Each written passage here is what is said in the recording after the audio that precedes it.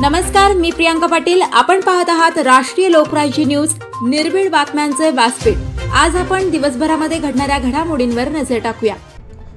जामखेड तालुक्यातील बावी येथे परतीच्या पावसामुळे धुमाकूळ घातल्यामुळे प्रशासकीय अधिकारी शेतकऱ्यांच्या बांधावर जाऊन पंचनामे करण्यास सुरुवात। जामखेड तालुक्यातील पावसाने घातला धुमाकूळ घातल्यामुळे बावी गाव येथे प्रशासकीय अधिकाऱ्यांनी शेतकऱ्यांच्या बांधावर जात पंचनामे करण्यास वेग आला असून दुष्काळी भागात ढगफुटी सदृश्य हजेरी लागत आहे।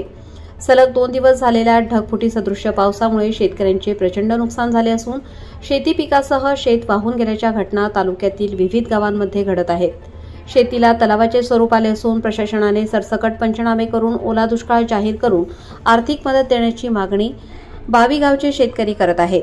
पंचनामे करतेवेळी असणारे प्रशासकीय अधिकारी, सहाय्यक कृषी अधिकारी NV आगलावे, ग्राम महसूल अधिकारी BN हाथवटे, विठ्ठल कारंडे, यावेळी गावचे सरपंच महादेव कारंडे, बाळासाहेब पवार, धनु कारंडे, दगडू पवार, लिकायत सय्यद, बलभीम मुरुमकर सर अनेक शेतकऱ्यांनी पंचनामे केले।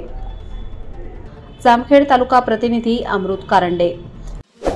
ताज्या बातम्यांसाठी आणि अपडेट्ससाठी राष्ट्रीय लोकराज्य न्यूज चॅनलला सबस्क्राइब करा, तसेच लाईक आणि शेअर करा।